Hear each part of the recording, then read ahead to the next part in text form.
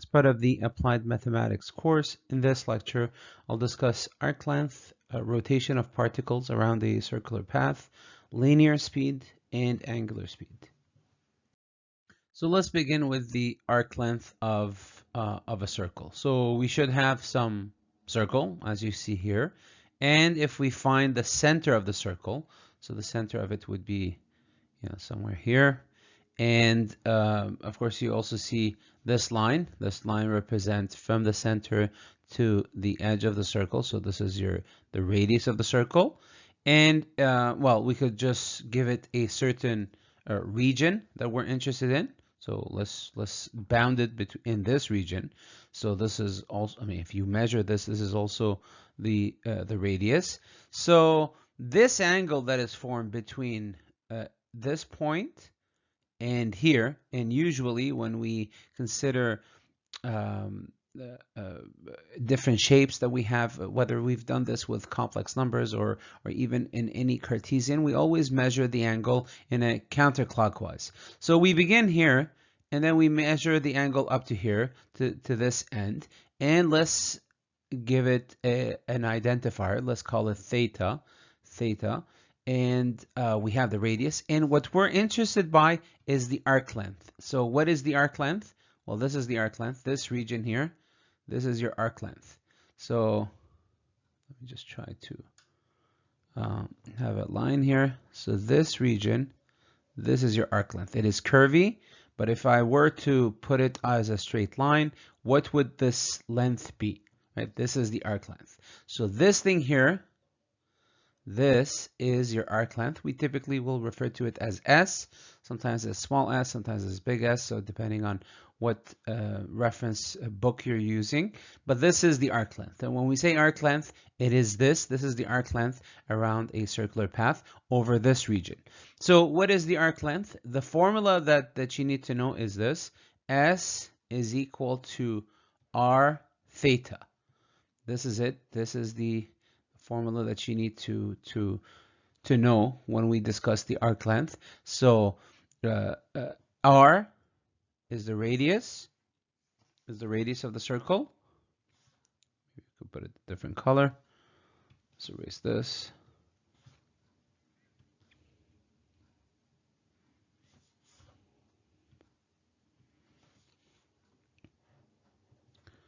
This is the radius of the circle. Okay. Theta is referred to as the center angle.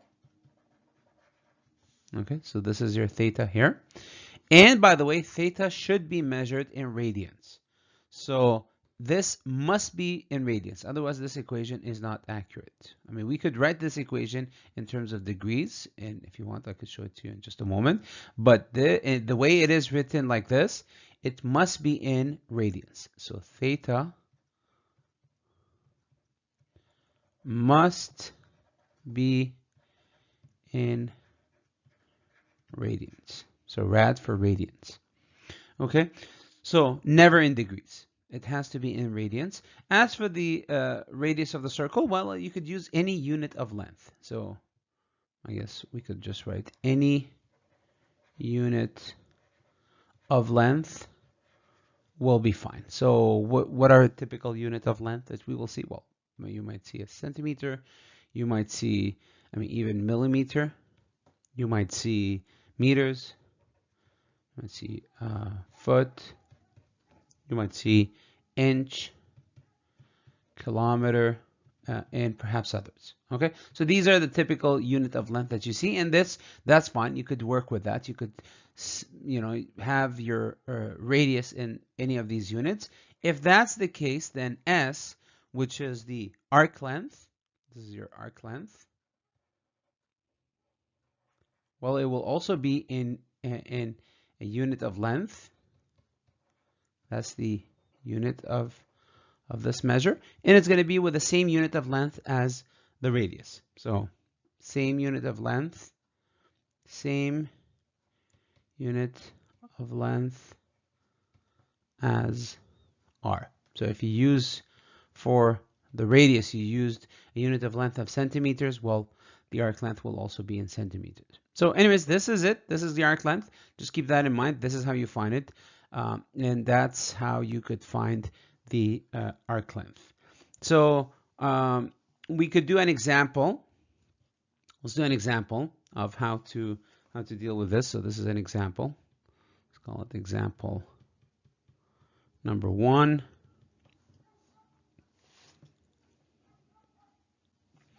And let me just draw a rough circle. So it's not a great circle, but anyways, you get the idea.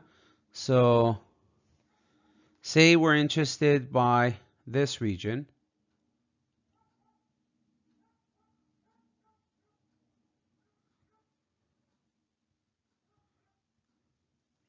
Say we're interested by this region here. So this is the angle that we have.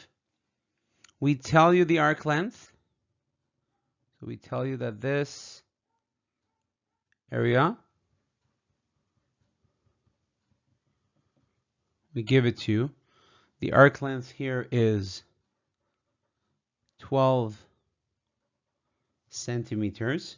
We tell you that the radius is 6 centimeters. Okay. And then the question is, well, what is theta in degrees? So this is what we're after. We want to know what is this angle in degrees. So how do we do this? Well, again, we use the equation that we know. So let me just change colors. So S is equal to R theta. We know the radius, R. This guy here is 6 centimeters. The angle theta, we don't know. This is the unknown. We know the arc length, it is 12 centimeters.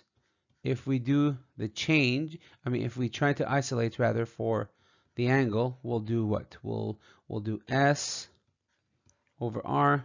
The arc length is 12. The radius is 6. 12 divided by 6. Well, this is 2.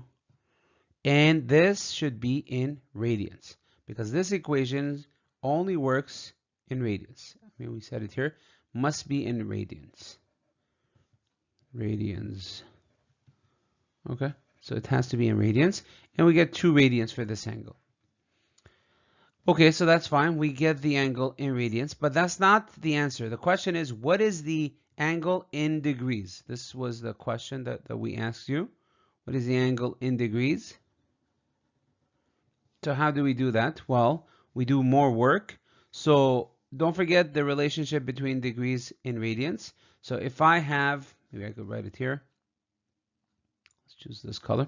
So if I have the measure in degrees that I'm interested by, it's equal to the measure in radians, and then I use the conversion ratio. So if it's radiant, I know it's going to be a pi in the bottom, and if it's radiant, then I know it's going to be 180 on the numerator. So this is the relationship that I need to use. And so here, what do I know? I know that I'm dealing with 2 radians. So essentially, I would enter 2 here. And let's see what this gives us. So this tells us that we're dealing with theta in degrees that is equal to 2 times 180 over pi.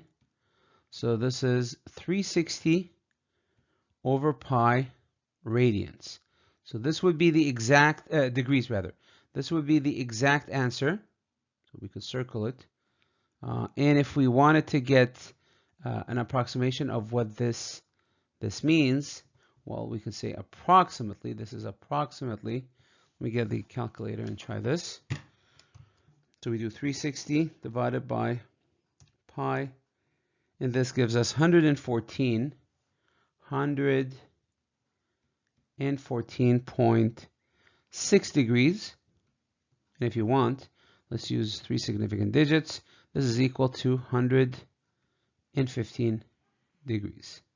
And so the answer is 115 degrees. This is it. This is the answer. Let's just highlighted.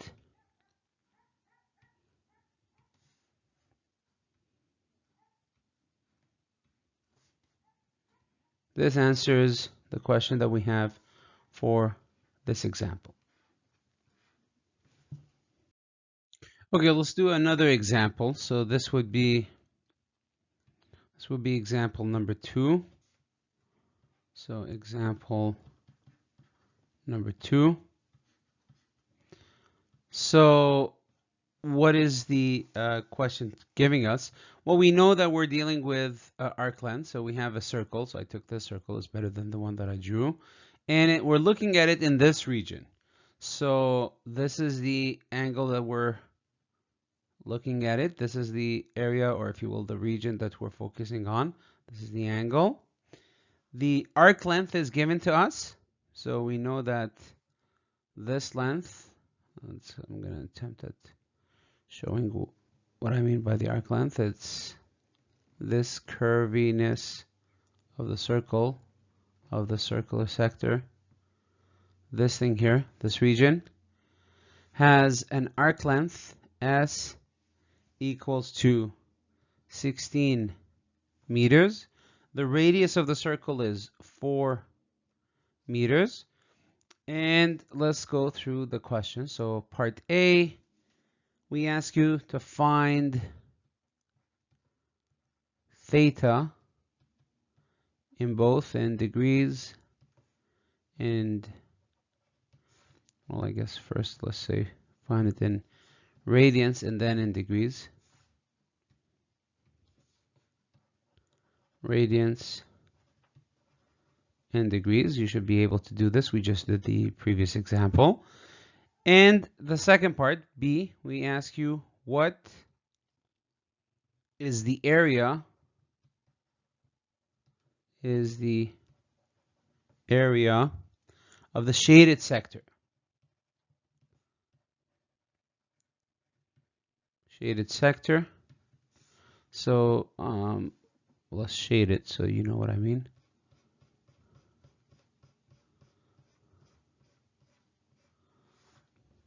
This is the shaded sector. Let's erase this. I'll just put it in a different color.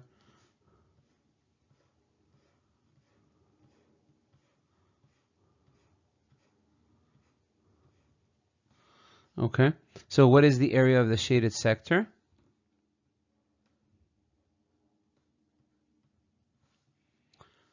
C, last part to this question. What is the area of the remaining circle? So the white area. What is the area of the remaining part of the circle?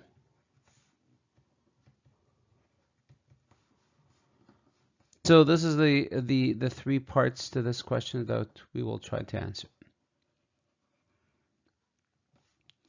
So let's do A. So again, we want to, there's an arc length involved here. So we're told that it is 16 meters. We have the radius. We want to find the angle. So S is equal to R theta. We could isolate for theta. So theta is equal to S over R. We know the arc length, it is 16 meters. We know the radius, it is 4 meters, and therefore the angle will be 4 radians because this equation only works in radians. And this already answers the first part of question 8. Now we want to find the degree, this angle in degrees. So we will write it in radians. And then we would divide by pi, multiply by 180 because we're degrees, so 180 should be on top. And therefore we will have 4 times 180 over pi. So what is 4 times 180? So 4 times 180, this is 720. So 720 over pi. This is the exact answer in degrees. So notice I didn't put the small 0 or circle here for degrees. I wrote DEG for degrees because it would sometimes becomes confusing with the actual numerical 0. So it's best to write it like this. This is what we have. This is the exact answer. But if we want to find the approximate answer to this, so that because we're in engineering school, we want to make sense of what this means tangibly. So we do 720 divided by pi. I'm trying this with my calculator, so I get 229.2 degrees. Okay, so we could also put it in 3 significant digits, and we would write 229 degrees, or with the small o there that you have, 4 degrees. So this would be the answer. Let's just highlight this thing so we know what we got. So we got our 4 radians for the angle, and we got our 229 degrees, which is approximated from the exact answer of 720 over pi degrees. Okay, so that takes care of A. So B, let's move on to B, see if we could do B. So B, so this is done. B, what is the area of the shaded sector? So in order to find the area of the shaded sector, we could do some association. So we know that the full area, so A total, the total area, right, is related to 2 pi, the full circle. We could write it in 360 or 2 pi. I'll just use radians, but you could also write it in with 360 degrees. So 2 pi radians. And if I don't want the full area, I want only the area of the shaded sector. So maybe I could write it AS for shaded. Well, what is this equal to? This is the unknown. So through this association, or rather, if I have the degree for it, maybe so it's the other way around. I mean, I should basically write the same thing. So the area of the shaded area is related to the angle. This angle that we have, theta, that is given of the shaded. I guess we could put S. That's fine. Let's just keep it like this. So we could find this area of the shaded region through this association. So we'll find that area of the shaded region is equal to what? So we do theta times area, total area. So theta rad. This is in radians because we're using radians as a reference. We could have done it with degrees, but we were using radians. Theta rad times a total area divided by 2 pi. 2 pi. So this gives us the shaded area. Total area that we have for a circle, I think everybody knows this from high school. So total area of a circle is pi r squared. And now we could do some simplification. So pi and pi is canceled. So we could just write it as such. So the area of the shaded region is in fact equal to this. It is in fact equal to theta rad over 2 r squared. This is what we have. Like this. This is the equation. So, but here be careful, the angle should be in radians. If you want, you could also have an expression that will be in degrees. What you could do is instead of radians here, you simply change it to theta degrees times 180 over pi. And that gives you the answer also in degrees. So if you want, let me just write it so that you see both varieties of this. So we could also write it as, so instead of radians, we'll have theta degrees, and we will basically divide by 180, okay, because we want to divide, if it's degrees, we need to divide by 180. We'll have pi on top, we will have R2, and we will have 2 in the bottom. And if we simplify this, well, it's going to look like this. So we will have theta degrees pi r squared over 360. So this is also how you could find the shaded area if you were dealing with degrees. So now you have it in both ways, whether we have the angle in degrees or whether we have the angle um, in radians. So I like the one with radians. It's more compact, but both equations are absolutely correct. So let me just highlight this one. So this is the equation that we will use, but you could certainly use this one. So, okay, so let's just highlight this one too. So use whichever you prefer, depending on what you have, whether you have degrees or radians. So I'm going to use the radiant one, but you'll see if you use the other one, it should give you the correct answer as well. So let's see what this gives us. So this means that the area of the shaded region is theta rad. What's the radiance that we have? It's 4 radians divided by 2. The radius is square, so 4 squared. So this gives us what? 2 times 4 squared. 4 squared is 16. So this is 2 times 16, which is 32 meters, because everything is in meters squared. So this is the area of the shaded region. This is the final answer. Maybe we could put it in orange, so it's a bit different from all the yellows that you see here. So this is the answer. The shaded area is 32 meters squared. So now we have part C that is left. What is the area of the remaining part of the circle?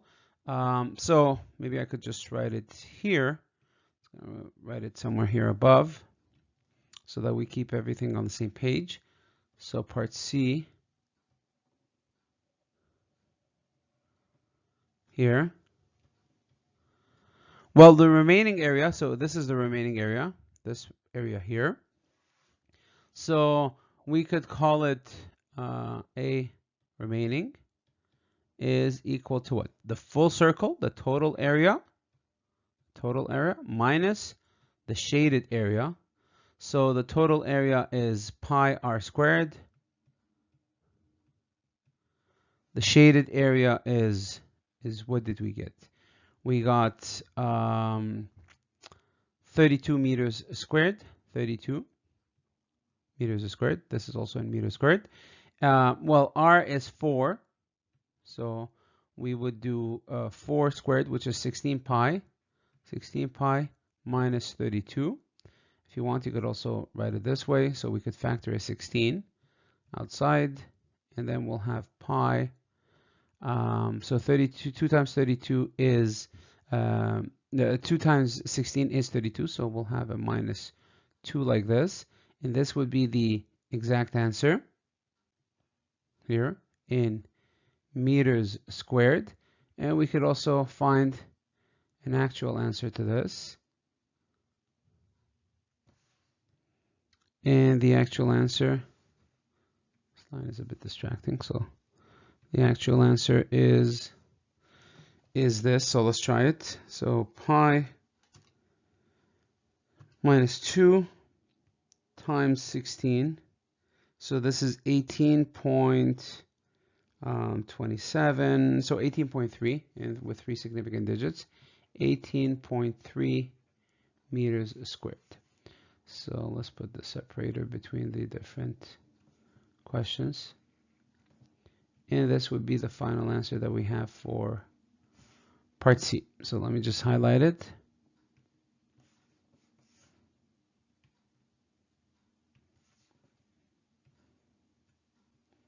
So this is the exact answer. And this is the more engineering numerical answer that makes more sense for us. 18.3 meters squared. So now let's just look at what happens if we have some motion.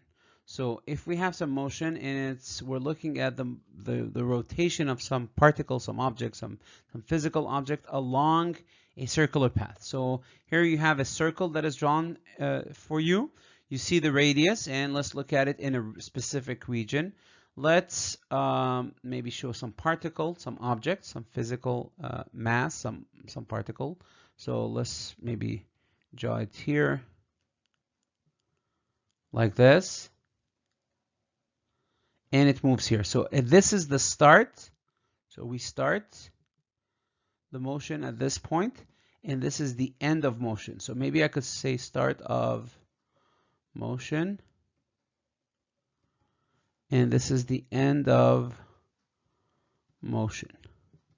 So this is time equals to, well, let's just write it like this. This would be time equals to 0. Time equals to 0. Let's say if we're talking about seconds, and then here time equals to t seconds, or any other measure of time. This object that we have, this particle, so let me just say that this is this thing here, this circle, this purple circle, this is a particle. So it's some mass that you have, and this mass has some motion. It moves along the circular path. So as you see in the title, rotation along the circular path. So it moves along a circular path like this. It moves along the circular path, and it will move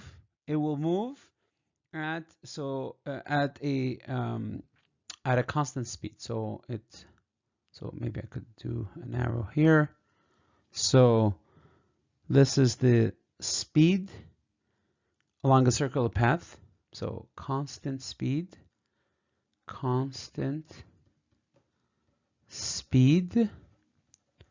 along a circular path. So here we're not looking at velocity, we're looking at speed.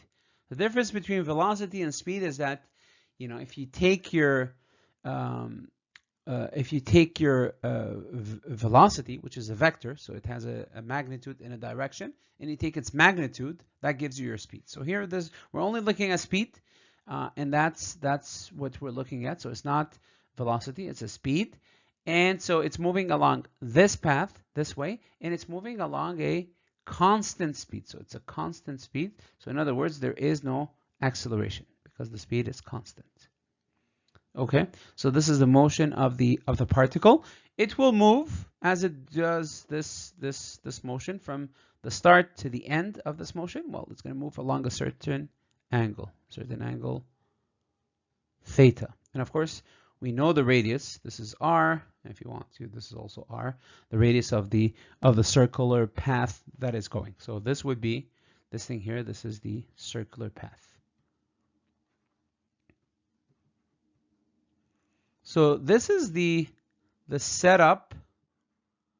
This would be the setup of what we want to discuss in this slide and in the few more slides that I want to show you with examples and so on. So we have a circular path. We have an object here. It starts the motion at time equals to 0. It ends at time equals to t. Seconds, hours, whatever the unit of time that you want to consider. The particle moves at a constant speed along the circular path. It's going to go travel along this angle theta. Okay, and the angle, we could measure it in degrees or radians in here because we have to deal with arc length and all that. So we will deal with radians, and in fact we will stick with radians all the way. So let me just define what we mean by rotation in this context. So let's just write rotation.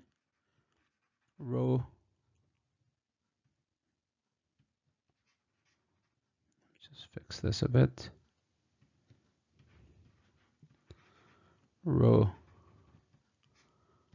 Rotation. So rotation is, for us, in this context, not in general, not rotation in general, but in this context, in this circular path context. So it's the motion of a particle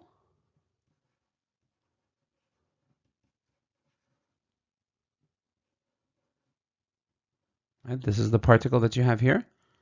This one here. Okay, motion of a particle moving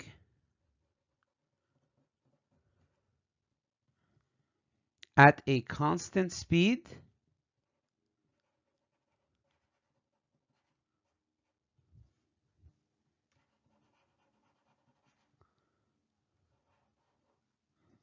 at a constant speed along a circular path.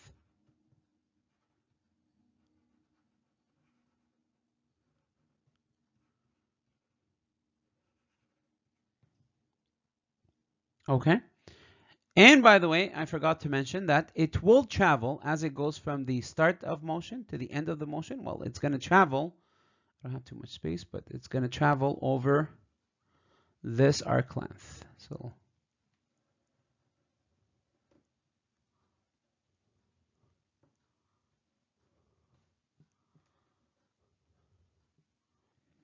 over a distance of s. This is known as the length of arc.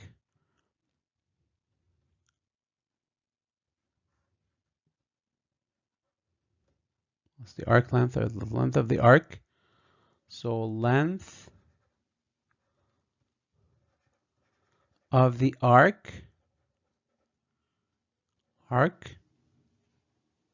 traveled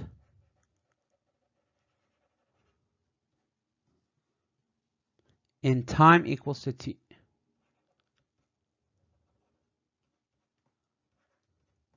Seconds or hours, whatever the case might be. Okay, so at this point, I think the setup of what we want to do is there. So we have a circle, we have a starting point. It's on the edge of the circle. It moves along the circular path.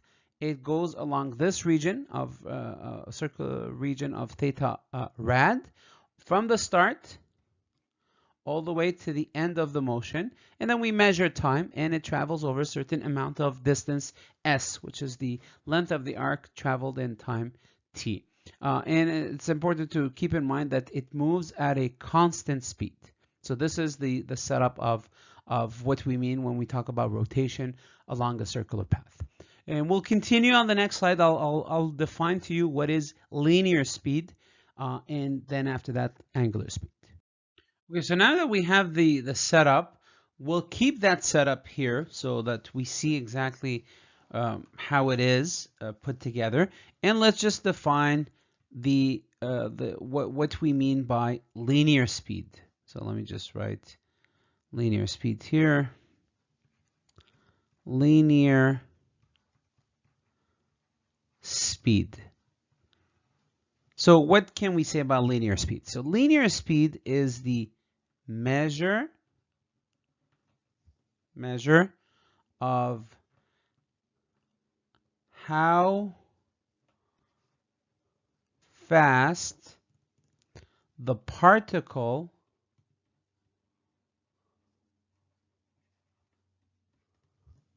moves. Okay, and so we know, for example, from when we talk about speed of objects, speed is always dependent on the unit of length over the unit of time. So we could define it as such: v, some v for linear speed, equals to how much what's the distance that it travels? Well, it travels s distance, right? It starts from here. It's let me just put the highlighter. It starts from here, and it goes all the way to this point, and it travels over s distance. So we could certainly write the speed as s. Right? This is the distance that it travels over a time of t. Right? So again, if you look at what we have in the setup, well, here we start the timer. Time is t is equal to 0, and we go all the way to time is equal to t. Or sometimes we will use t naught, but here we're using t.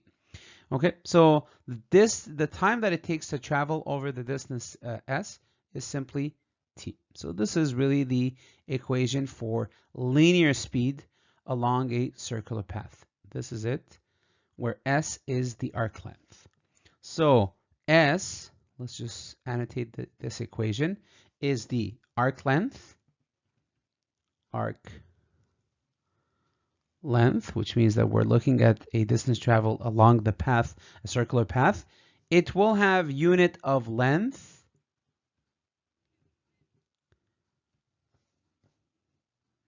so unit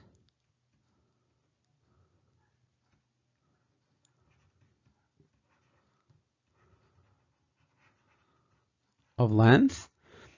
The time, t, well, this is the time that it will take for the particle to reach the end point. So this is measured in unit of time. For the unit of length, I think I mentioned it before. Well, you can certainly see things like centimeters, things like meters, kilometers, and so on. And for unit of length, you see centimeters, meters, and so on. For unit of time, well, we could see seconds. We could see, milliseconds, any of the engineering prefixes that we've seen, microseconds, and so on. You could also see hours. We could also see minute. So minute, M-I-N, and so on. Different type of unit of time that we have. And of course, for the speed. For the speed itself, for the linear speed, this V represents the linear speed. Linear speed. Well, it's going to be unit of length over unit of time. Like this. And so, of course, it's going to be any of what we've used for the arc length, whether centimeters, meters, kilometers, and so on. And for the unit of time, whether we've used seconds, hours, minutes, whatever the case might be. So things that you might see are centimeters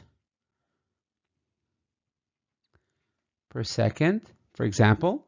You could also see meters per second, the SI typical units that we have for speed and also velocity. You could also see kilometers per hour, and so on. Okay, ultimately it should have the same units that we've used for the arc length and for time. So this is the equation that you should know when we talk about the the linear speed. So let me just highlight it just to make sure that you pay special attention to this equation and you keep it in mind anytime we want you to reference or to work on any problem related to the linear speed along a circular path. Okay, so for this setup, for this circular path with motion, we saw linear speed. And I think it makes sense because of your potentially background in physics and your understanding of how things work. But now let's see how angular speed is defined. So I'll keep the same setup that we have before. Now we'll start explaining and introducing to you the concept of angular speed. You probably have seen this if you are in the electronics program. If you've taken some courses with me, we talk about angular speed. We typically call it the radial frequency. It's a different speed. It's a different terminology. So maybe I could also write it as sometimes referred to as radial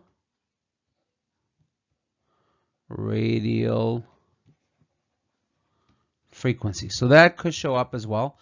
So one or the other. And for people in electrical engineering, we like to use the word radial frequency, but angular speed also works. So let's just define it. So we have angular speed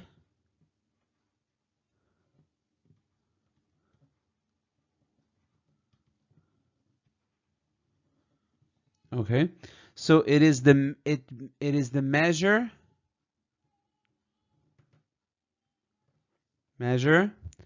of how fast the angle, this angle that you have, this angle theta, changes, right? So initially when you start, your angle is 0, and then it keeps changing. It changes, but what is the rate at which it changes, right? So it changes. So what is the angular speed? So how fast the angle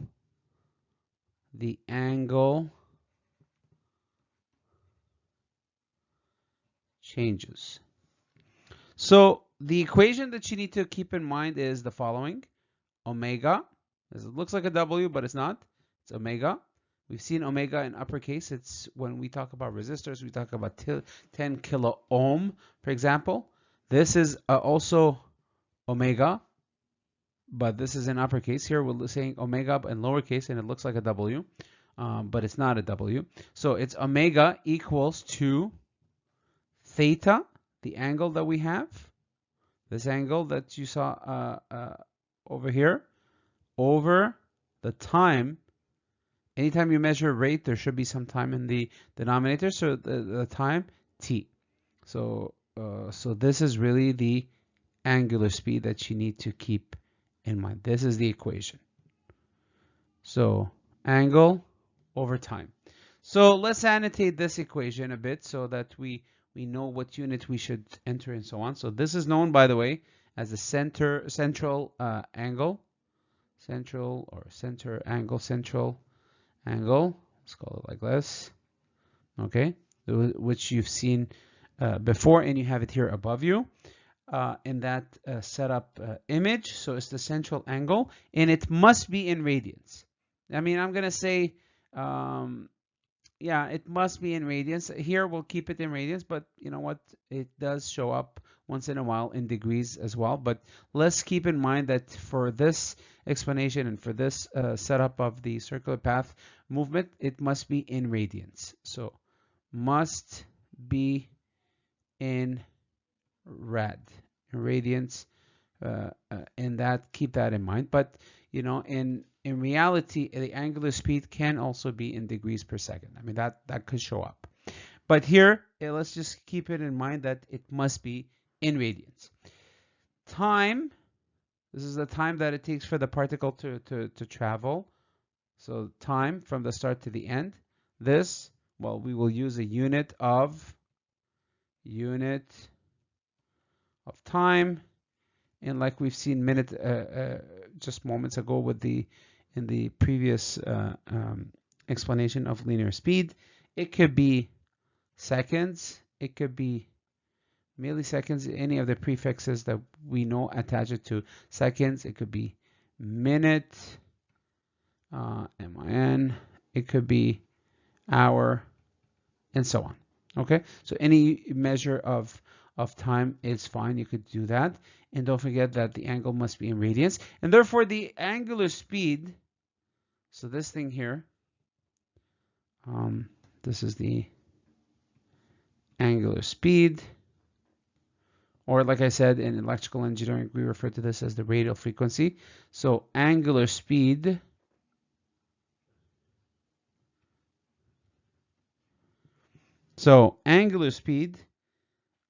will have units of radians, typically.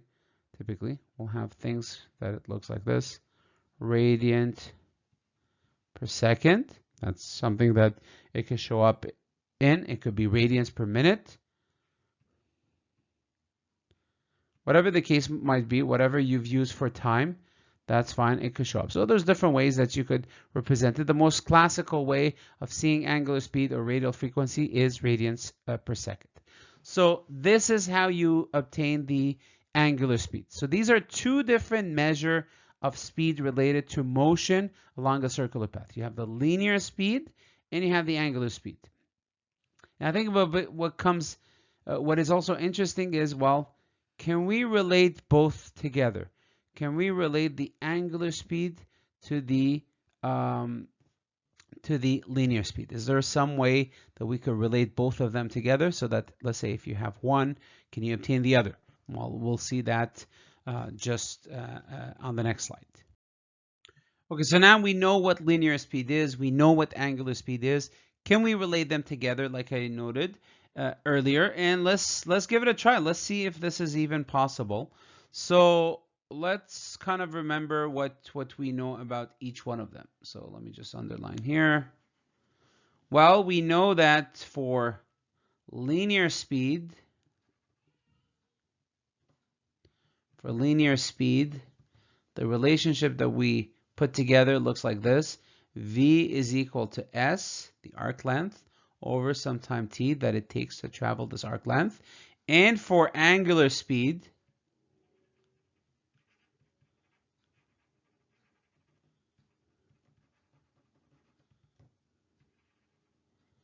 Well, it looks like this. Omega is equal to theta over t.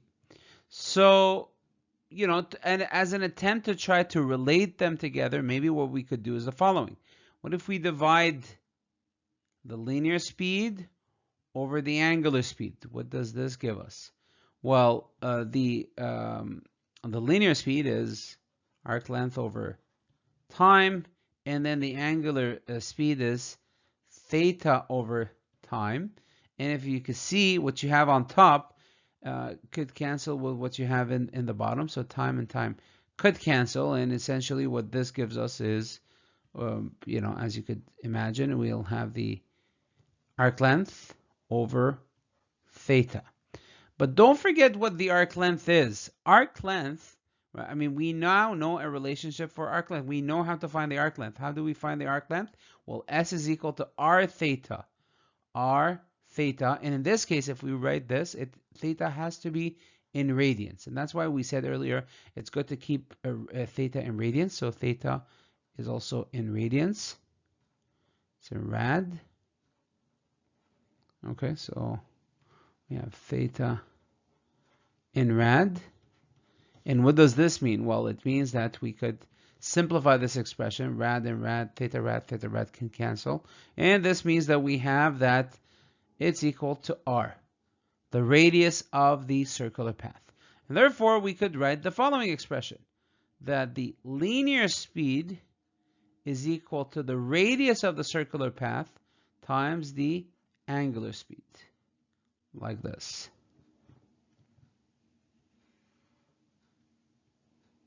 Okay, so this is it. This is the expression that relates both of them together. So this one is the angular speed. For example, it could be in radians per second. This is the radius of the circle, radius of circular path.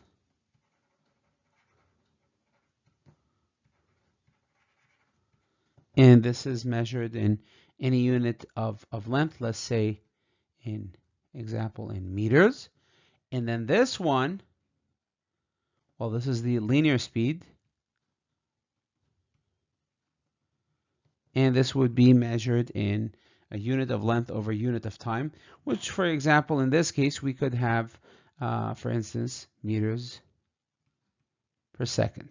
Because we use radian per second, we use meters, so it will end up being in meters per second.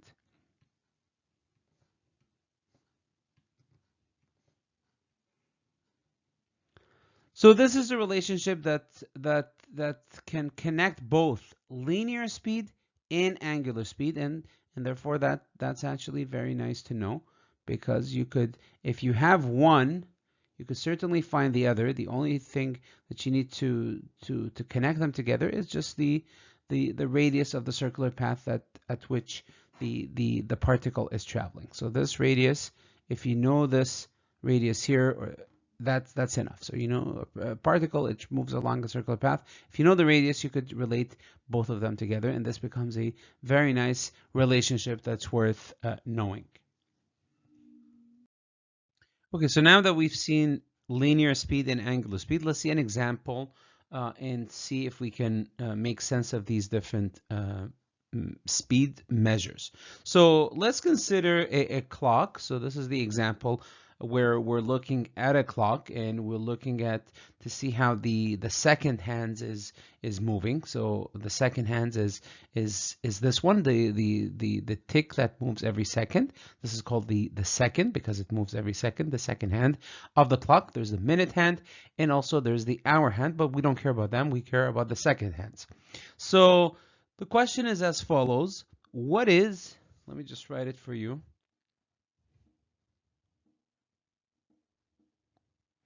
So the question is, what is the linear speed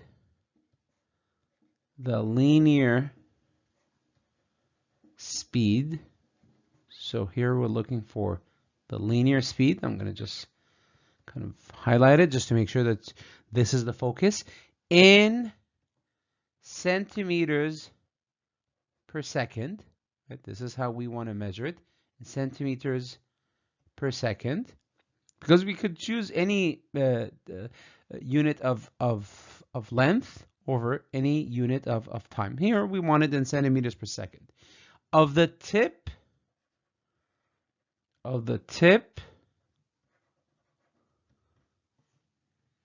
of the second hand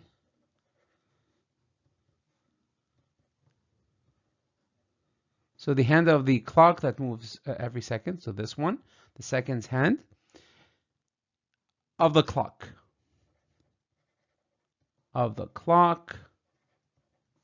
over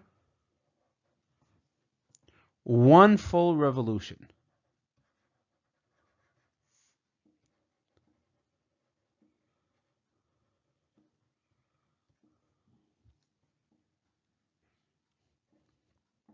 So this is the question that we are given. So some input is provided to us. Let me just kind of show this clock again in a fixed image, so we could just annotate. The other one is is moving. So let's look at what we're told. So this one here, this hand, well, this is known as the minute hand. So this is the minute hand. The smaller one that stops here, this is known as they're kind of overlapping here, but I hope you see what I mean. The hour hand, this is the hour hand. And the one that moves every second, this one here, this is referred to as the second, not second meaning number 2, but the second meaning seconds. So it's referred to as the second hand of the clock. Okay, so this is the terminology in case you haven't seen this before. What you have in the middle here, this is the center of this circle because it moves around a circle. So this is the center of it, and we are told that this length, we're given this information, that this length from here, from the center up to here, so this length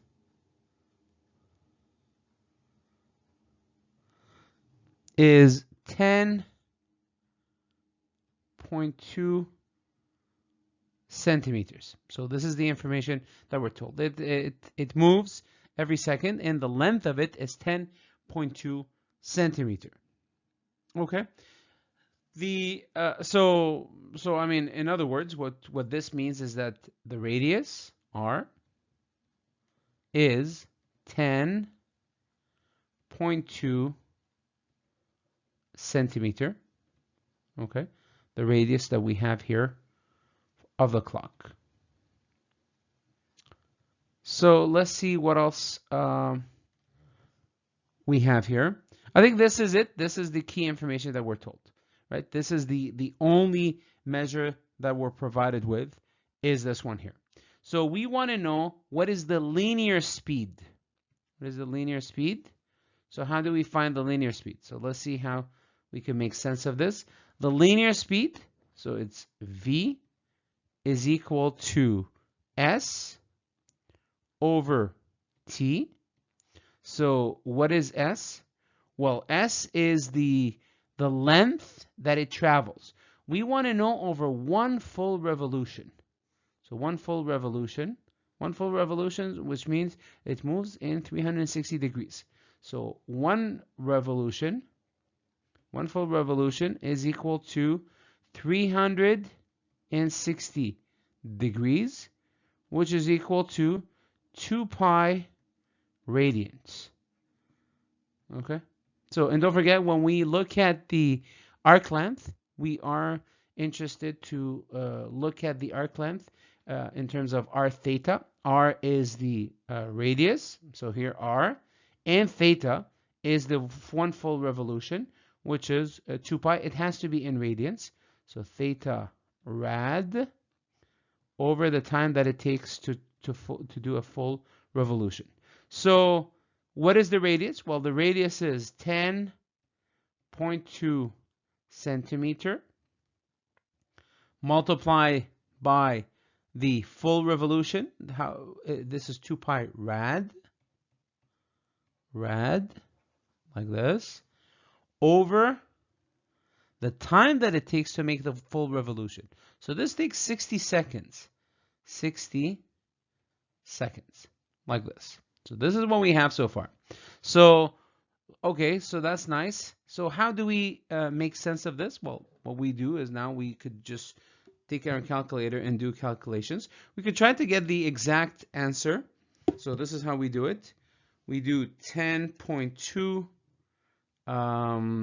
which is basically just 102 divided by 100, right? So this basically reduces to 51 over 50 times 2, right? Divided by 60, and we get 17 pi over 500 centimeters per second. So this gives us the exact answer of the speed that we're measuring at the tip. So we're measuring the speed here at this tip. We're going to put it in a different color. So we're measuring the speed here at this tip, because it will matter depending on how the length r is. So you're measuring r from here to the tip of where the second hand is. So this is the tip. This here is the tip of the second hand. Okay. So it is 17 pi over 500 centimeters per second. So if you did not measure it at the tip, you measured it somewhere below that, well, it will be at that location. But here, we're measuring it here. So that's why we take the full radius here of 10.2 centimeters. If it was, I don't know, halfway, well, it would be, if we're measuring it, let's say, halfway of this second tip. So halfway would be somewhere here, halfway, somewhere here. So this would be at 5.1 centimeter. Well, then the speed would also be, we would be according to that, right? So it would be essentially half of the speed that it moves at this point. But here we're measuring it at the tip. We're interested at the linear speed at the tip of this second hand. So this is an important item that we have to emphasize on. And let's see, well, what does this equal to approximately? So exactly, it's 17 pi over 500, but let's just see exactly what it means. It's 17 times pi divided by 500. So approximately, this means that it is, hold on, I don't think it's, let me see, is it 500 or is it 50? I think it's 50. So,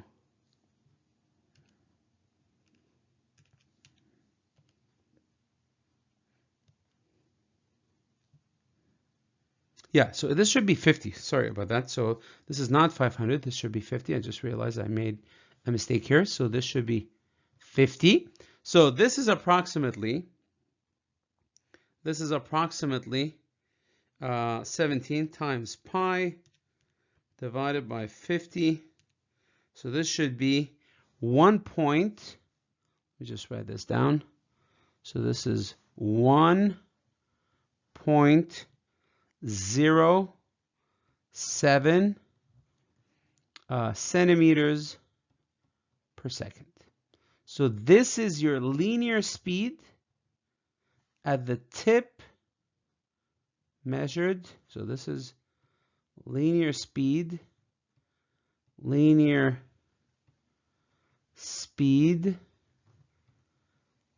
measured at, as we're told here, at the tip of the second hand of the clock.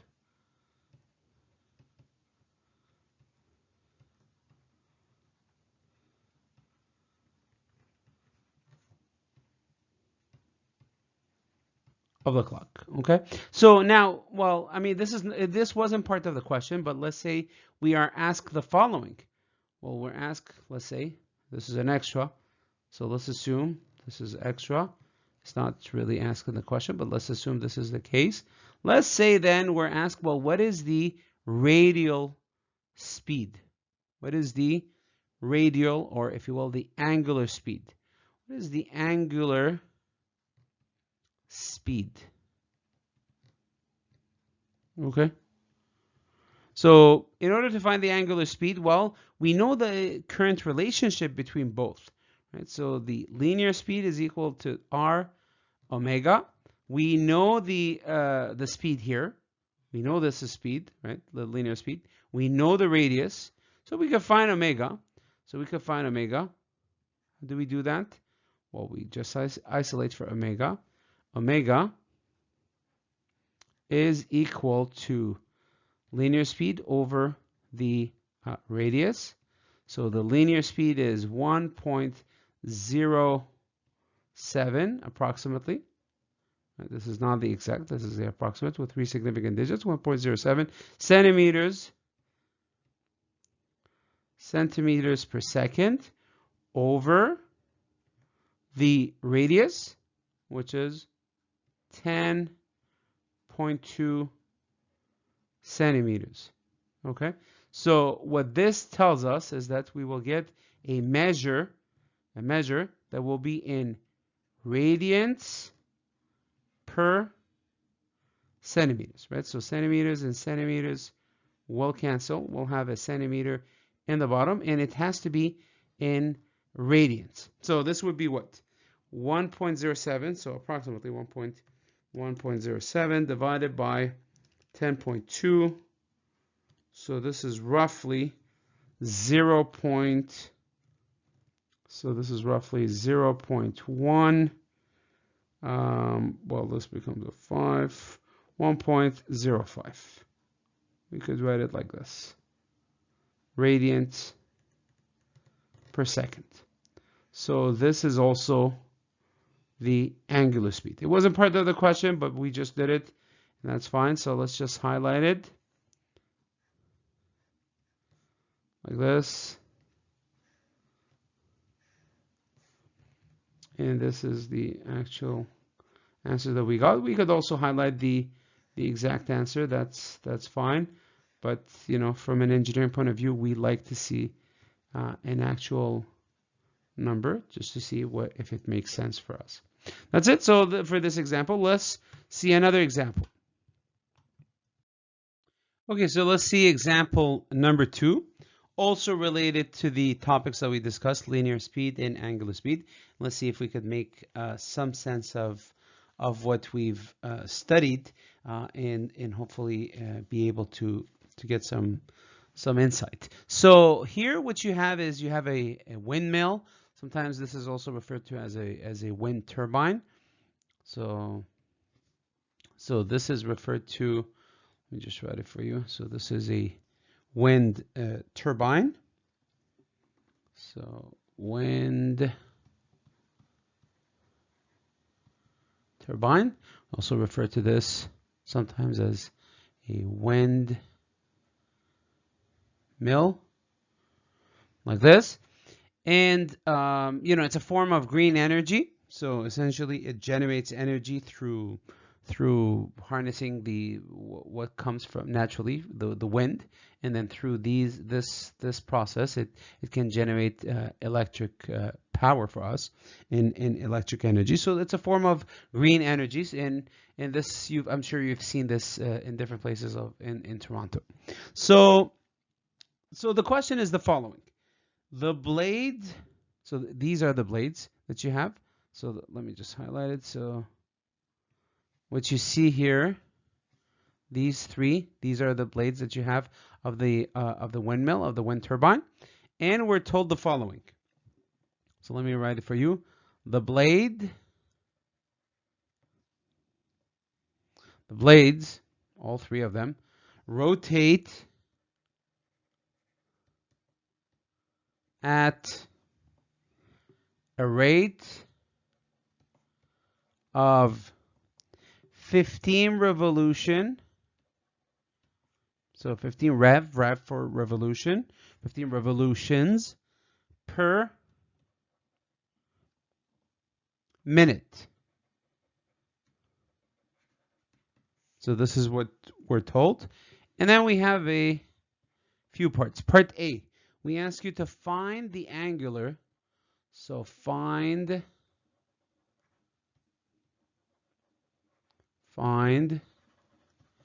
the angular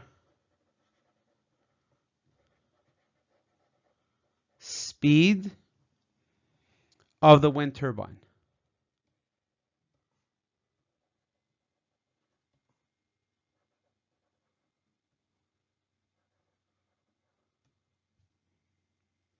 Okay, in radians per minute.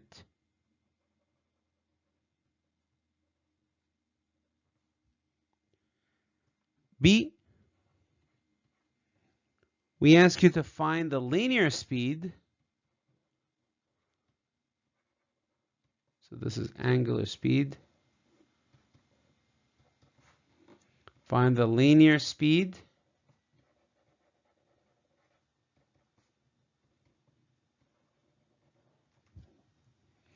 of the tips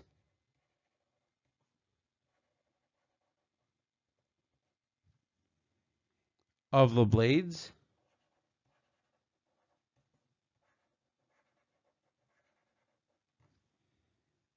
in feet per meter.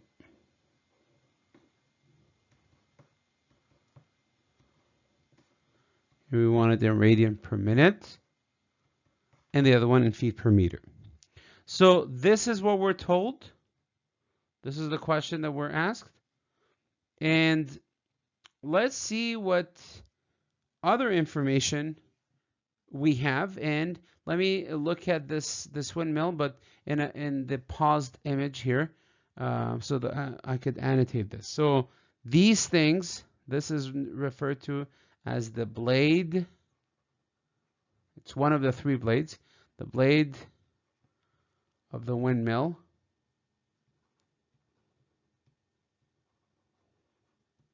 Okay, we're told that the size of each blade. So the size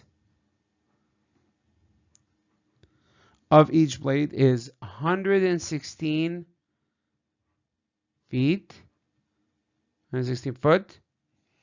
This is the center of it. Clearly, this is the center. That means it moves from here. And we are told that it moves. Well, as you can see in the image above, it moves. In this case, counterclockwise. It can move. In this case, it's clockwise. It can also move counterclockwise depending on how the wind is coming.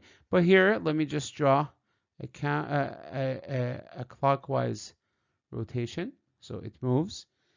And we're interested to look at 15 revolutions. As you see here, 15 revolutions per minute. 15 rev per minute.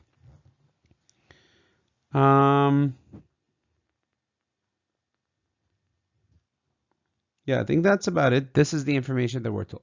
So let's try to see how we could solve this question. So part A. So find the angular speed of the windmill in radian per second. So angular speed, what do we know about angular speed? Well, we know the following. We know that the equation for angular speed is omega equals to the degrees, so theta, over the time that it takes to do the 15 revolutions. Right? So how much time does it take to go over 15 revolutions?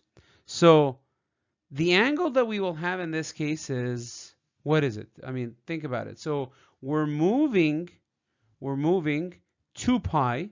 So at one revolution, maybe I could write it here. like we've done previously, 1 revolution is equal to 360 degrees, which is equal to 2 pi rad. If I have 15 revolutions, well, and let's say I'm looking at the radians, well, it's going to be 15 times 2 pi. And all this will be in radiant. So essentially, we will do 2 times 15, well, that's 30 pi radians. The angle that we will move at will be 15 revolution, which is 30 pi radians. So this is the angle that we have. It is 30 pi radians. Let me just put the proper color. So it's 30 pi radians. And how much time does it take to go over this? Well, it takes 15 revolutions. So here we're told that it takes 15 revolutions per 1 minute. And here we looked at it over 15 revolutions. So overall, it's going to take 1 minute. And we're interested to get the measure in radians per minute. So we have radians above. Here in the bottom, it's going to be per 1 minute. So this is what we have.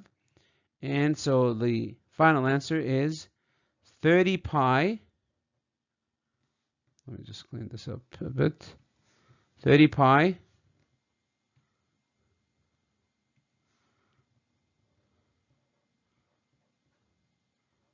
radians per minute.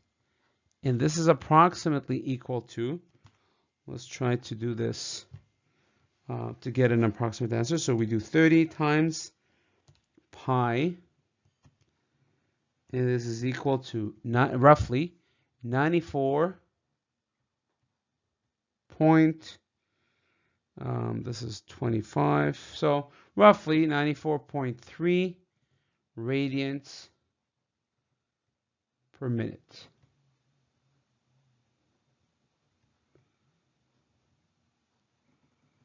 So this is the answer. And this is the exact one. So the other one is a estimation. It's an approximation. And then the first one is the exact. So let me just write. This is exact.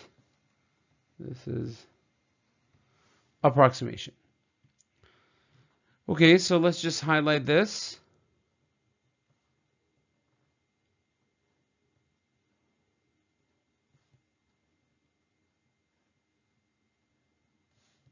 So this takes care of question A.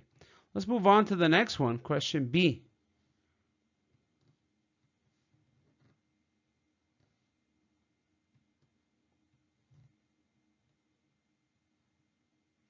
So question B, we're asked to find the linear speed of the tips of the blades in feet per meter. So the tip is here. So this is the tip. This is the tip of the blade.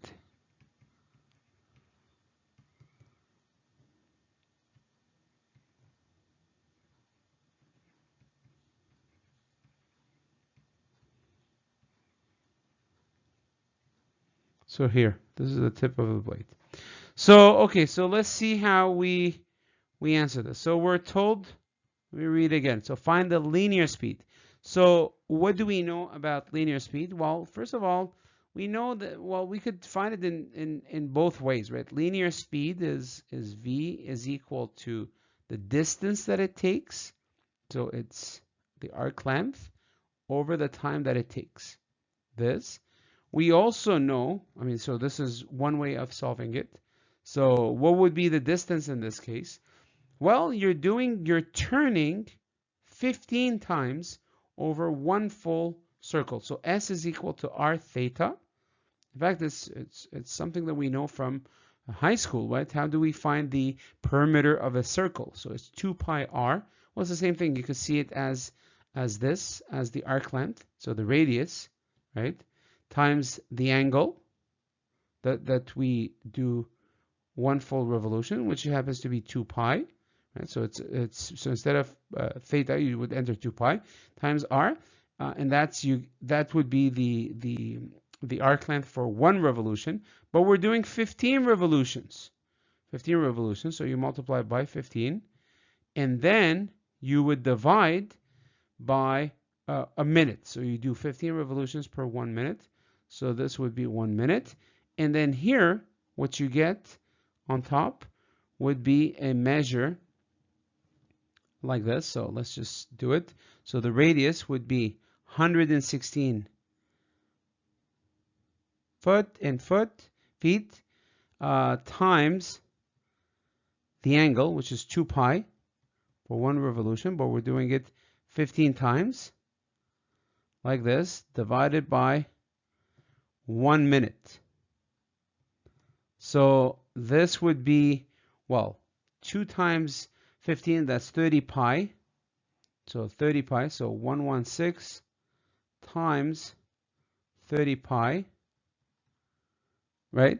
And this would be, well, let's just do it. So 116 times 30. 116 times 30. So this would be 3,480 pi feet per minute. This is the exact answer. And if I want to find the approximate answer, well, I could just find it, and it's equal to 10,932. In fact, we could round it up to 933. 933 feet per minute. Like this. And this is the approximate answer.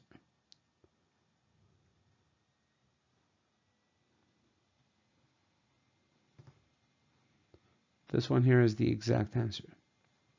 So that's one way of getting it. Another way of doing it would have been through using the relationship between omega, the linear speed, and the angular speed. And let's not forget that relationship. So it's V is equal to R omega. So we could have done that as well. So we would do 116 times what we have here, which is 30 pi. And essentially, it comes back to the same thing. And you basically get this. So there's two methods that we do here, method 1 and method 2. So this is method 1. We use the actual definition of what linear speed is. In method 2, well, we could use the relationship between linear speed and angular speed, and they both give us the same result of 10,933 feet per minute. Okay, so let's just highlight this, and we're done with this problem. So it's equal to this, or the exact result is equal to this.